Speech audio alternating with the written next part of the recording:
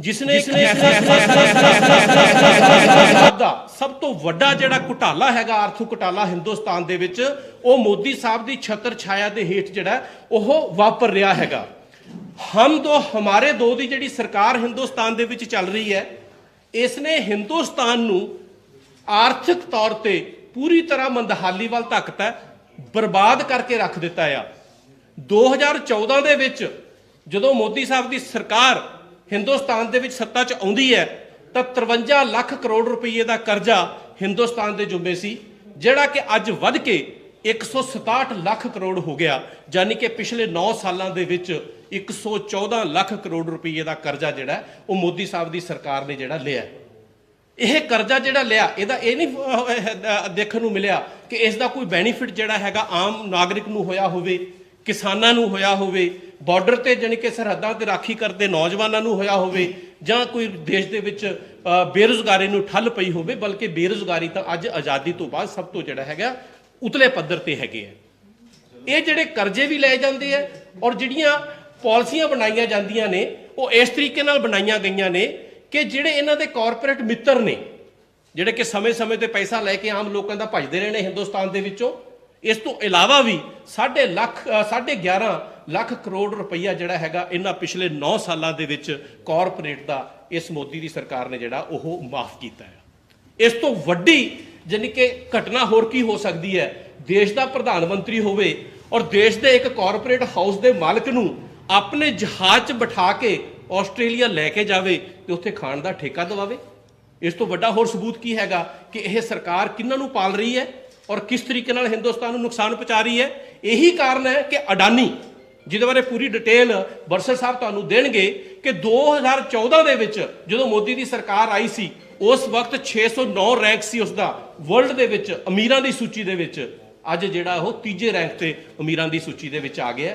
तो ऐसा की उसदे कोले गिद्दड़ सिंगी हैगी है कि उसने हिंदुस्तान की जनता ते आर्थिक तौर पर बदहाल हो रही है, मंदे हालात हो रहे हैं, हिंदुस्तान करजे च डुब रहा है, हिंदुस्तान बर्बाद हो रहा है। पर इन्हां दे मित्र जिहड़े वो लगातार वर्ल्ड दे विच वड्डियां पलागां पुट रहे हैं। कोई ना कोई इहदे पिछे जिहड़ा हैगा वो कारण सारिਆਂ ਦੇ सामने हैगा। और सारिਆਂ तो वड्डी गल मैं लास्ट गल कहनी चाहांगा कि $120 बिलियन की जिहड़ी प्रॉपर्टी अडानी की मतलब काउंट की गई सी, जो 3जे नंबर पर आया, ਉਹਦੇ ਵਿੱਚੋਂ $100 बिलियन वो है ਜਿਹੜਾ सिर्फ पिछले 3 सालों ਦੇ ਵਿੱਚ ਵਧਿਆ ਹੈਗਾ। ਤੇ ਤੁਸੀਂ ਆਪ ਅੰਦਾਜ਼ਾ ਲਾ ਸਕਦੇ ਹੋ ਕਿ ਹਿੰਦੁਸਤਾਨ ਨੂੰ ਆਰਥਿਕ ਪੱਧਰ ਤੇ ਖੋਖਲਾ ਕਿਵੇਂ ਕੀਤਾ ਜਾ ਰਿਹਾ। ਤੇ ਮੈਂ ਬੇਨਤੀ ਕਰਾਂਗਾ ਬਰਸਰ ਸਾਹਿਬ ਨੂੰ ਕਿ ਤੁਹਾਨੂੰ ਅੱਜ ਦੇ ਪ੍ਰੋਗਰਾਮ ਬਾਰੇ ਵੀ ਦੱਸਣ ਔਰ ਅੱਜ ਦੀ ਜਿਹੜੀ ਪ੍ਰੈਸ ਕਾਨਫਰੰਸ ਦੇ ਵਿੱਚ ਕੁਝ ਜਿਹੜੇ ਉਹਨਾਂ ਨੇ ਖੁਲਾਸੇ ਕਰਨੇ ਉਹ ਵੀ ਤੁਹਾਡੇ ਨਾਲ ਸਾਂਝੇ ਕਰਨ। ਧੰਨਵਾਦ ਗਰਗ ਸਾਹਿਬ। ਮੇਰੇ ਨਾਲ ਸਾਡੇ ਬਹੁਤ ਹੀ ਸਤਿਕਾਰਯੋਗ ਡਾਕਟਰ ਸਨੀ ਆਲੂਵਾਲੀਆ ਜੀ, ਜਿਹੜੇ ਚੇਅਰਮੈਨ ਨੇ sewerage and water supply board ਦੇ, ਸ਼ਮਿੰਦਰ ਖਿੰਡਾ ਜੀ ਜਿਹੜੇ ਸੈਕਟਰੀ ਵੀ ਨੇ, ਸਾਡੇ ਚੇਅਰਮੈਨ ਨੇ ਵੀ, ਨੀਲ ਗਰਗ ਜੀ ਵੀ ਸਾਡੇ ਇੰਡਸਟਰੀ ਦੇ ਚੇਅਰਮੈਨ ਨੇ। ਮੈਂ ਤੁਹਾਡਾ ਸਾਰੇ ਮੀਡੀਆ ਵਾਲੇ ਭਰਾਵਾਂ ਦਾ ਧੰਨਵਾਦ ਕਰਦਾ ਕਿਉਂਕਿ ਗਰਗ ਸਾਹਿਬ ਨੇ ਕਾਫੀ ਵਿਸਥਾਰ ਦੇ ਵਿੱਚ ਦੱਸਿਆ ਕਿ ਪਿਛਲੇ 2014 ਤੋਂ ਜਦੋਂ ਤੋਂ ਮੋਦੀ ਸਾਹਿਬ ਸੱਤਾ ਦੇ ਵਿੱਚ ਆਏ ਨੇ, ਉਹਨਾਂ ਨੇ ਕਿਸ ਢੰਗ ਦੇ ਨਾਲ ਆਪਣੇ ਕਾਰਪੋਰੇਟ ਮਿੱਤਰਾਂ ਨੂੰ ਪਾਲਣ ਵਾਸਤੇ ਸਾਰੇ ਕਾਨੂੰਨ, ਸਾਰੇ ਸੰਸਥਾਵਾਂ ਦਾ ਤੇ ਲਾ ਕੇ ਸਿਰਫ ਉਹਨਾਂ ਨੂੰ ਮਦਦ ਕੀਤੀ ਹੈ। ਮੋਦੀ ਜੀ ਜਦੋਂ ਸੱਤਾ 'ਚ ਨਹੀਂ ਆਏ ਸੀ ਉਦੋਂ ਗੱਲ ਕਰਦੇ ਸੀ ਕਿ ਮੈਂ ਹਰ ਸਾਲ 2 ਕਰੋੜ ਨੌਕਰੀਆਂ ਦਾ ਪ੍ਰਬੰਧ ਕਰੂੰਗਾ, ਕਾਲਾ ਧਨ ਵਿਦੇਸ਼ਾਂ 'ਚੋਂ ਵਾਪਸ ਲਿਆਉਂਗਾ। ਤੁਹਾਡੇ ਯਾਦ ਹੋਊ ਇਹ ਵੀ ਕਿਹਾ ਸੀ ਕਿ ਸਾਰਿਆਂ ਦੇ ਖਾਤਿਆਂ 'ਚ 15-15 ਲੱਖ ਰੁਪਈਆ ਪਵਾ ਦਾਂਗੇ। ਪਰੰਤੂ ਜਦੋਂ 2014 ਦੇ ਵਿੱਚ ਮੋਦੀ ਜੀ ਸੱਤਾ 'ਚ ਆਏ ਉਸ ਤੋਂ ਬਾਅਦ ਉਹਨਾਂ ਦਾ ਇੱਕੋ ਹੀ ਕੰਮ ਰਿਹਾ ਕਿ ਉਹਨਾਂ ਨੇ ਨੰਬਰ 1 ਤੇ ਅਡਾਨੀ ਅਦਾਰੇ ਨੂੰ ਉੱਪਰ ਚੱਕਿਆ, ਨੰਬਰ 2 ਤੇ ਅਮਾਨੀਆਂ ਨੂੰ ਉੱਪਰ ਚੱਕਿਆ। ਅੱਜ ਦੇ ਜਿਹੜਾ ਸੰਦਰਭ ਆ ਉਹਦੇ ਵਿੱਚ ਅਸੀਂ ਅਡਾਨੀ ਸਾਹਿਬ ਬਾਰੇ ਗੱਲ ਕਰਾਂਗੇ, ਜਿਹੜੇ 2014 ਦੇ ਵਿੱਚ 37,000 ਕਰੋੜ ਦੀ ਦੌਲਤ ਦੇ ਮਾਲਕ ਸੀਗੇ ਔਰ ਉਹਨਾਂ ਦਾ ਵਰਲਡ ਦੇ ਵਿੱਚ ਜਿਹੜਾ ਅਮੀਰਾਂ ਦੀ ਸੂਚੀ 'ਚ 609ਵਾਂ ਨੰਬਰ ਸੀ। ਉਸ ਤੋਂ ਬਾਅਦ 2018 'ਚ ਉਹਨਾਂ ਦੀ ਪ੍ਰਾਪਰਟੀ 59,000 ਕਰੋੜ ਹੋ ਗਈ, 59,000 ਕਰੋੜ। ਔਰ 2020 ਦੇ ਵਿੱਚ ਉਹੀ ਪ੍ਰਾਪਰਟੀ 2.5 ਲੱਖ ਕਰੋੜ ਦੀ ਹੋ ਗਈ ਔਰ 2022 ਦੇ ਵਿੱਚ 13 ਲੱਖ ਕਰੋੜ ਦੀ ਉਹੀ ਪ੍ਰਾਪਰਟੀ ਹੋ ਗਈ। ਔਰ ਜਿੰਨੇ ਸਾਡੇ ਪਬਲਿਕ ਸੈਕਟਰ ਦੇ ਅਦਾਰੇ ਸੀਗੇ, ਜਿਸ ਤਰ੍ਹਾਂ ਜੀਓ ਨੂੰ ਬੈਨੀਫਿਟ ਦੇਣ ਵਾਸਤੇ ਪਹਿਲੀਆਂ ਸਰਕਾਰਾਂ ਨੇ BSNL ਤੇ ਹੋਰ ਸਾਰੀਆਂ ਪਬਲਿਕ ਸੈਕਟਰ ਦੇ ਅਦਾਰਿਆਂ ਨੂੰ ਖਤਮ ਕੀਤਾ ਹੈ। ਉਸੇ ਤਰ੍ਹਾਂ ਮੋਦੀ ਸਾਹਿਬ ਨੇ ਅਡਾਨੀ ਨੂੰ ਫਾਇਦੇ ਦੇਣ ਵਾਸਤੇ ਜਿਹੜੇ ਮੇਨ ਸਾਡੇ ਪਬਲਿਕ ਸੈਕਟਰ ਦੇ ਅਦਾਰੇ ਸੀ ਉਹਨਾਂ ਦੇ ਉੱਤੇ ਅਡਾਨੀਆਂ ਦਾ ਕਬਜ਼ਾ ਕਰਾਇਆ, ਜਿਹਦੇ ਵਿੱਚ ਕੋਇਲਾ, ਗੈਸ, ਬਿਜਲੀ, ਪਾਣੀ, ਸੜਕ, ਸੀਮੈਂਟ, ਸਟੀਲ, 에ਅਰਪੋਰਟ, ਸੀਪੋਰਟ ਔਰ ਰੇਲਵੇ ਸਟੇਸ਼ਨ ਤੱਕ ਇਹਨਾਂ ਨੇ ਖਰੀਦੇ ਨੇ ਔਰ ਬੜੇ ਸਸਤੇ ਰੇਟਾਂ ਤੇ ਇਹਨਾਂ ਨੂੰ ਠੇਕੇ ਦਿੱਤੇ ਗਏ ਨੇ। ਔਰ ਮੈਂ ਸਮਝਦਾ ਇਹ ਸਾਡੇ ਹਿੰਦੁਸਤਾਨ ਦੇ ਲੋਕਾਂ ਦੇ ਨਾਲ ਇੱਕ ਬਹੁਤ ਵੱਡੀ ਲੁੱਟ ਹੈ, ਕਿਉਂਕਿ ਸਾਡਾ ਟੈਕਸ ਦਾ ਪੈਸਾ ਜਿਹੜਾ ਜਮ੍ਹਾਂ ਹੁੰਦਾ ਹੈ ਉਹ ਅਡਾਨੀ ਸਾਹਿਬ ਦੀ ਮਦਦ ਕਰਨ ਵਾਸਤੇ ਬੜੇ ਗੈਰ ਕਾਨੂੰਨੀ ਤਰੀਕੇ ਨਾਲ ਮੋਦੀ ਸਾਹਿਬ ਨੇ ਉਹਨਾਂ ਨੂੰ ਕਰਜ਼ੇ ਦੇ ਰੂਪ ਦੇ ਵਿੱਚ ਦਿੱਤਾ ਹੈ। ਜਿਸ ਤਰ੍ਹਾਂ ਇਹਨਾਂ ਨੇ SBI ਤੋਂ ਤਕਰੀਬਨ ਇਹਨਾਂ ਨੂੰ ਕਾਫੀ ਸਾਰਾ ਕਰਜ਼ਾ ਮੋਦੀ ਸਾਹਿਬ ਨੇ ਦਵਾਇਆ, LIC ਤੋਂ ਇਹਨਾਂ ਨੂੰ ਕਰਜ਼ਾ ਦਵਾਇਆ, ਕਿਉਂਕਿ ਜਿਹੜਾ LIC ਦਾ ਕਰਜ਼ਾ ਸੀਗਾ ਉਹ 36,000 ਕਰੋੜ ਰੁਪਈਆ ਦਵਾਇਆ ਗਿਆ, SBI ਤੋਂ 80,000 ਕਰੋੜ ਰੁਪਈਆ ਬਣਾਇਆ ਗਿਆ। ਇਹਨਾਂ ਨੂੰ ਕਰਜ਼ੇ ਦੇ ਰੂਪ 'ਚ ਬੜਾ ਦਬਾਅ ਪਾ ਕੇ ਬੈਂਕਾਂ ਦੇ ਉੱਤੇ ਮੋਦੀ ਸਾਹਿਬ ਨੇ ਕਰਜ਼ਾ ਦਵਾਇਆ ਔਰ ਇੱਥੇ ਹੀ ਬਸ ਨਹੀਂ, ਕੱਲੇ ਹਿੰਦੁਸਤਾਨ ਦੇ ਅਦਾਰਿਆਂ ਤੇ ਕਬਜ਼ਾ ਨਹੀਂ ਕਰਾਇਆ, ਬਾਹਰਲੇ ਮੁਲਕਾਂ ਦੇ ਵਿੱਚ ਚਾਹੇ ਬੰਗਲਾਦੇਸ਼ ਹੈ ਚਾਹੇ ਸ਼੍ਰੀਲੰਕਾ ਹੈ। ਤੁਸੀਂ ਅਖਬਾਰਾਂ 'ਚ ਪੜ੍ਹਿਆ ਹੋਣਾ, ਸ਼੍ਰੀਲੰਕਾ ਦੇ ਪ੍ਰਾਈਮ ਮਿਨਿਸਟਰ ਨੂੰ ਮੋਦੀ ਸਾਹਿਬ ਨੇ ਫੋਨ ਕੀਤਾ ਕਿ ਬਿਜਲੀ ਦਾ ਠੇਕਾ ਅਡਾਨੀ ਜੀ ਨੂੰ ਦਿੱਤਾ ਜਾਵੇ। ਉੱਥੋਂ ਦੇ ਬਿਜਲੀ ਮੰਤਰੀ ਨੇ ਪ੍ਰੈਸ ਕਾਨਫਰੰਸ ਦੇ ਵਿੱਚ ਕਿਹਾ ਕਿ ਮੋਦੀ ਜੀ ਦਾ ਫੋਨ ਆਇਆ ਕਿ ਇਹਨਾਂ ਨੂੰ ਠੇਕਾ ਦਿੱਤਾ ਜਾਵੇ। ਕੀ ਮੋਦੀ ਜੀ ਅਡਾਨੀ ਦੇ CEO ਨੇ ਜਾਂ ਹਿੰਦੁਸਤਾਨ ਦੇ ਪ੍ਰਧਾਨ ਮੰਤਰੀ ਨੇ? ਇਹ ਸਾਡੇ ਵਾਸਤੇ ਠੀਕ ਹੈ, ਤੁਸੀਂ ਕੋਈ ਪਬਲਿਕ ਸੈਕਟਰ ਦਾ ਅਦਾਰਾ ਉਹਦੇ ਵਾਸਤੇ ਕੰਮ ਕਰਨਾ ਚਾਹੁੰਦੇ ਹੋ ਕਰੋ, ਪਰੰਤੂ ਇਹ ਕੀ ਹੋਇਆ ਕਿ ਤੁਸੀਂ ਇੱਕ ਅਡਾਨੀ ਨੂੰ ਉੱਚਾ ਚੱਕਣ ਵਾਸਤੇ ਸਾਰੇ ਦੇਸ਼ ਦੀ ਜੋ ਮਰਿਆਦਾ ਹੈ, ਪ੍ਰਧਾਨ ਮੰਤਰੀ ਦਾ ਜੋ ਸਟੇਚਰ ਹੈ, ਤੁਸੀਂ ਉਹ ਵੀ ਦਾਅ ਤੇ ਲਾ ਰਹੇ ਹੋ।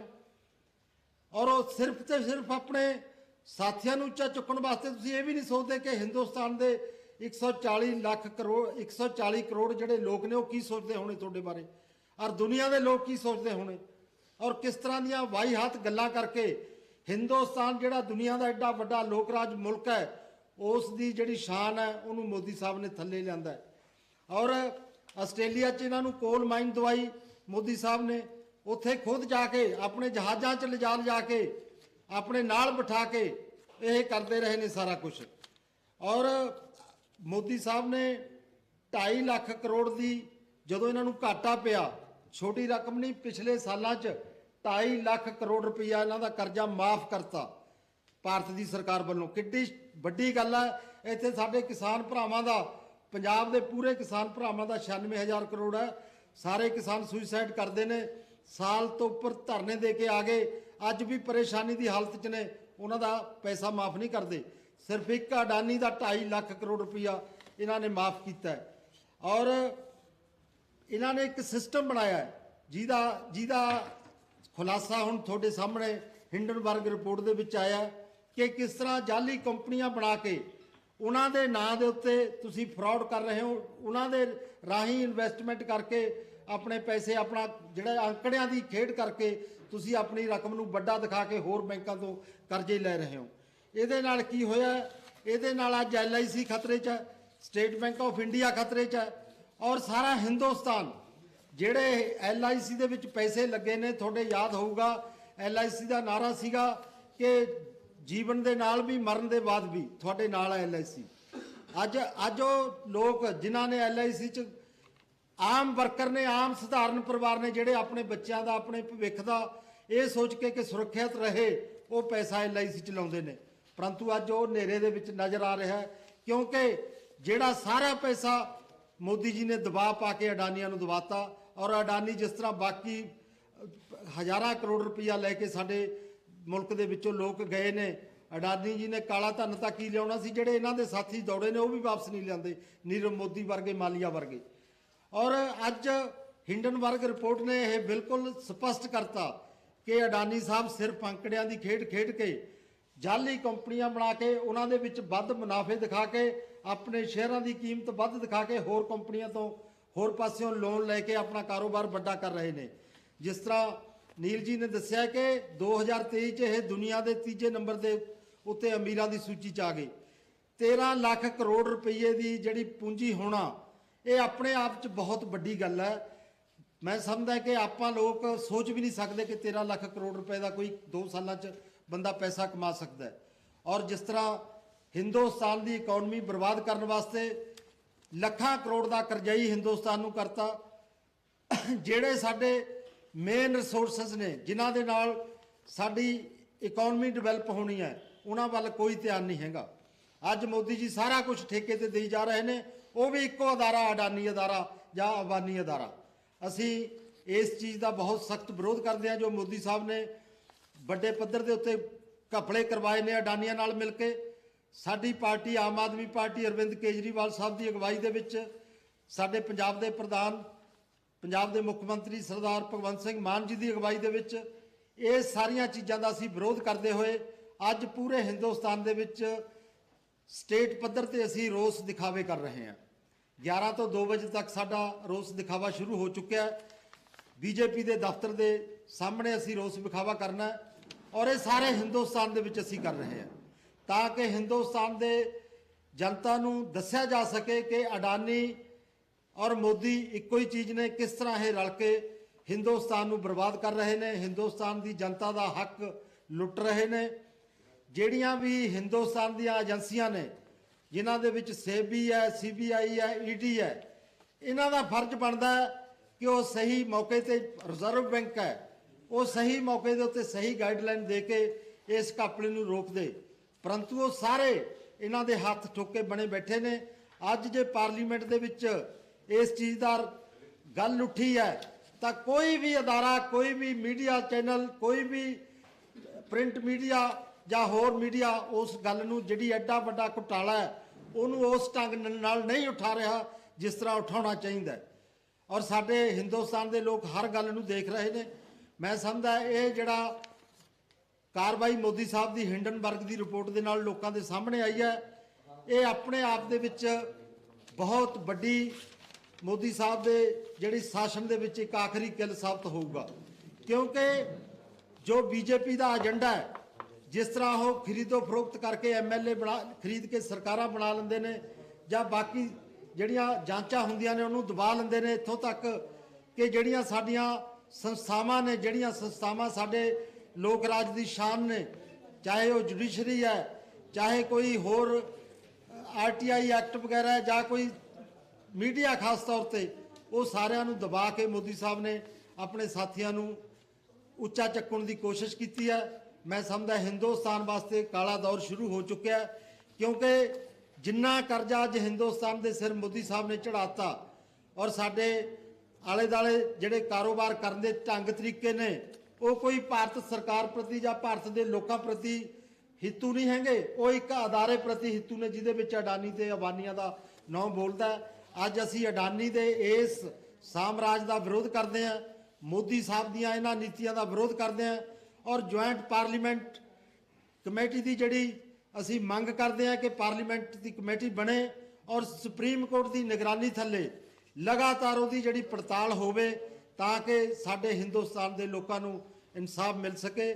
ਮੈਂ ਤੁਹਾਡਾ ਬਹੁਤ ਇੱਕ ਵਾਰ ਫੇਰ ਧੰਨਵਾਦ ਕਰਦਾ ਔਰ ਆਸ ਕਰਦਾ ਕਿ ਤੁਸੀਂ ਸਾਡੀ ਗੱਲ ਲੋਕਾਂ ਤੱਕ ਜ਼ਰੂਰ ਪਹੁੰਚਾਓਗੇ ਔਰ ਸਾਡਾ 11 ਤੋਂ 1 ਵਜੇ ਤੱਕ ਉੱਥੇ ਬੀਜੇਪੀ ਦੇ ਦਫ਼ਤਰ ਅੱਗੇ ਧਰਨਾ ਹੈ। ਹੁਣ ਆਪਾਂ ਸਾਰੇ ਉੱਥੇ ਜਾਵਾਂਗੇ। ਤੁਹਾਡਾ ਸਾਰਿਆਂ ਦਾ ਬਹੁਤ ਬਹੁਤ ਧੰਨਵਾਦ। ਕੋਈ ਕਿਸੇ ਦਾ ਸਵਾਲ ਹੈ ਤਾਂ ਪੁੱਛ ਸਕਦੇ। ਜਿਵੇਂ ਕਹਿ ਰਹੇ ਹੋ ਕਿ ਬਹੁਤ ਕਰਜ਼ਾਈ ਕੀਤਾ ਜਾ ਰਿਹਾ, ਪਰ ਲੋਕ ਵੀ ਇਹ ਵੀ ਸਵਾਲ ਕਰ ਰਹੇ ਨੇ ਕਿ ਪੰਜਾਬ ਸਰਕਾਰ ਵੀ ਕਾਫੀ ਕਰਜ਼ਾ ਲੈ ਕੇ, ਕਿਉਂਕਿ ਪਿਛਲੇ ਦਿਨਾਂ ਦੇ ਵਿੱਚ ਜੋ ਬਿਜਲੀ ਬੋਰਡ ਨੇ 500 ਕਰੋੜ ਦਾ ਜਿਹੜਾ ਕਰਜ਼ਾ ਲੈ ਕੇ, ਲੋਨ ਲੈ ਕੇ ਤਨਖਾਹਾਂ ਦਿੱਤੀਆਂ ਨੇ, ਉਸ ਨੂੰ ਕਿਵੇਂ ਦੇਖਦੇ ਹੋ? ਇਹ ਵੀ ਸਵਾਲ ਚੁੱਕਿਆ ਜਾ ਰਿਹਾ ਹੈ। ਨਹੀਂ, ਬਿਲਕੁਲ ਤੁਹਾਡਾ ਜਿਹੜੇ ਖਰੀਦੇ ਲੈ ਕੇ ਜਾ ਰਹੇ ਨੇ, ਗੁਜਰਾਤ ਦੇ ਵਿੱਚ ਕਾਫੀ ਪੈਸਾ ਲਗਾਇਆ ਆਮ ਆਦਮੀ ਪਾਰਟੀ ਨੇ। ਨਹੀਂ, ਕੋਈ ਪੈਸਾ ਨਹੀਂ ਲਾਇਆ ਗੁਜਰਾਤ ਦੇ ਵਿੱਚ। ਗੁਜਰਾਤ 'ਚ ਅਸੀਂ ਆਪਣਾ ਪੈਸਾ ਲਾ ਕੇ ਆਏ ਹਾਂ, ਜਿਹੜੇ ਵਲੰਟੀਅਰ ਗਏ ਸੀਗੇ।